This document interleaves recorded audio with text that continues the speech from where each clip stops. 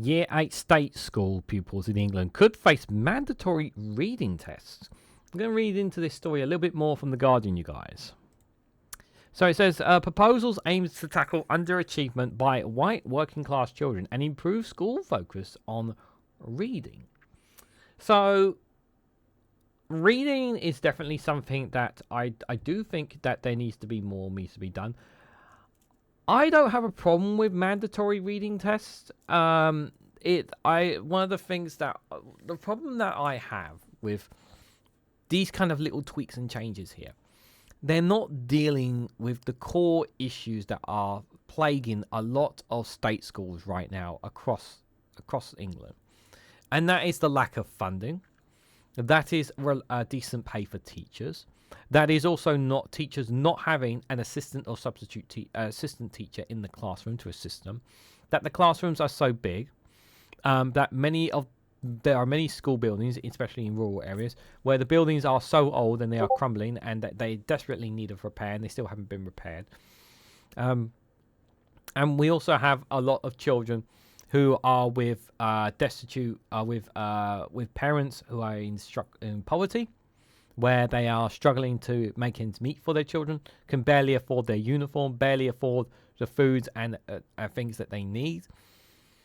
It's struggle out there. And a lot of the burden has been put on teachers and schools to provide more for them. And this feels like to me another burden being placed on the schools at a time when they're already struggling. That's kind of how it feels to me. I like this idea. I like encouraging more children to read and a mandatory reading test. I don't have a problem with that. The problem is that I feel like this is another burden being put on teachers when they already have a lot on their plate as it is. That's how because from everything that I read and everything that I hear, and because I have relatives that are in teaching that tell me what's going on as well. So, but feel free to add your own thoughts where you are in the comments. So pupils at state schools in England will face a new reading test in an attempt to tackle underachievement by white working class children. So the government's forthcoming white paper on schools is to include a new test of reading abilities for pupils in Year 8, where they are aged 12 or 13, in an effort to encourage secondary schools to improve their teaching. The last Labour government scrapped national tests for Year 9 pupils in 2008. If the new reading test is adopted, it would mean England's state schools pupils taking compulsory national tests in 7 out of the 14 school years. A government source that while primary schools in England concentrate on reading, secondary schools are less enthusiastic and often fail to improve pupils who are struggling. White British children eligible for free school meals often exhibit poor levels of reading skills throughout secondary school, harming their chances of good GCSE results. The Department of Education declined to comment on the proposal, first reported in Schools Week, but a spokesperson said that this government is determined to drive up standards for young people. Reading holds the key to the rest of the curriculum, with pupils who struggle to read so often struggle across the board, particularly those from disadvantaged backgrounds. And I agree. We need to make sure that all children learn how to read. This is really, really important.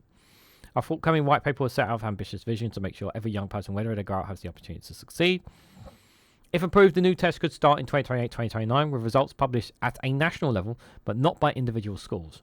The report said a school test performance would not trigger intervention by the DfE's improvement teams or an early Ofsted inspection. The proposals drew a measured response from head teachers, with Pepe de Lacido, the General Secretary of the Association of School and College Leaders, arguing that schools already access pupils in the affected age groups. So he says, so De Lacio has said, it's important that this does not end up becoming another accountability measure. Even though the publication of the results are on par, or as part of the Ofsted inspections.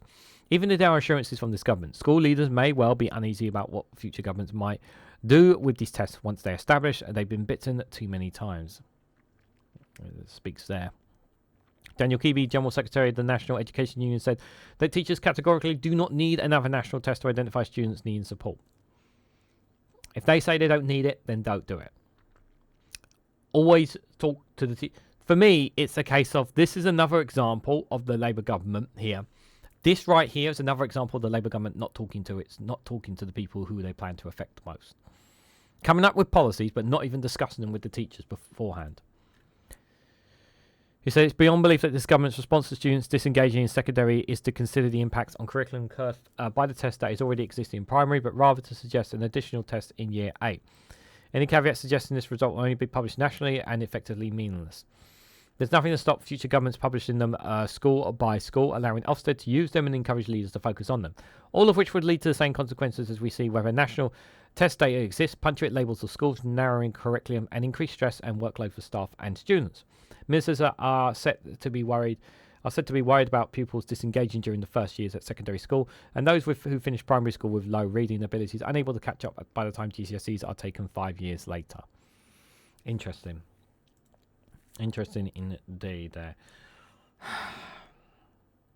The thing that infuriates me the most about these kind of ideas is that they do not talk to the schools, they do not talk to the teachers union, and they don't put these proposals and ideas, or bounce some ideas. They like speak to them.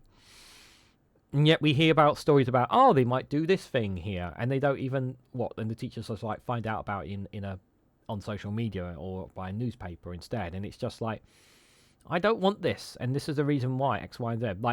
Like I said, I'm all for mandatory reading, but the problem is that if they're already doing it to a certain extent, why do you need to do more? And as I always said, there's already enough weight on their shoulders. And it's interesting that the proposals aim to tackle underachieving by white working class children. It's a bit odd to use that term, but that's just me. But what do you guys honestly think about this? I feel like they're just trying to put more work onto the teachers in schools more than they need to be, rather than actually doing what teachers and unions in schools need. But maybe some of you differ. Let me know your thoughts and more about all this down in the comments section below. If you found this video interesting or informative, hit the like button, share it across social media, subscribe if you haven't already, check out Rumble and Patreon for exclusive content, and if you got to the end of this video, type in Pingu down in the comments below. Thank you so much for watching, and I hope to catch you all very, very soon.